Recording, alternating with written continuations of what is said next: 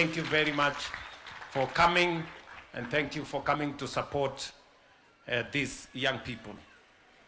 Tayari kufikia sasa kwa hii mkutano watu 5,336 wamepata pesa zao. Already the money disbursed is 117 million ambayo tayari imetembea hapa, iko kwa simu zenu. Jipigeni makofi. Pesa yote ambayo itakuja kwenu ni shilingi 1,290. 290 million shillings is the money we are going to give to you people so that you can start your business, expand your business, grow your business, and support yourself as you support the economy of Kenya and as you support your families. Sawa sawa. So otherwise mimi nimesema asante sana. I am truly happy. Huyu Caleb ndio mwenye boma. Sema tu jambo la mwisho ndio nifunge hii mkutano. Caleb. Asante sana, asante sana. Hebu nione wale wamepata confirmed. Ni confirmed. Ni confirmed. Confirmed. Kaya ini mukulie. Ekwo.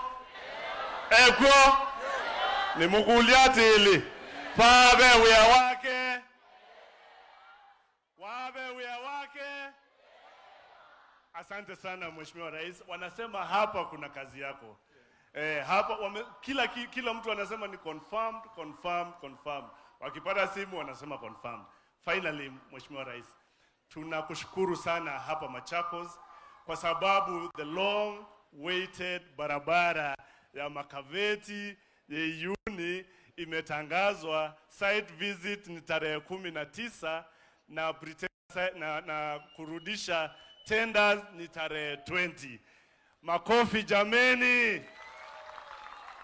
Na tunaendelea hapa Machakos University, tunaendelea kujenga zile hostels 2,500. KMTC pale Mheshimiwa Rais tuna 360 already contractor on site, na kuna mahali umepark ndege, mahali umeland huko Teachers Training College, na hao pia wamepata 556 hostels.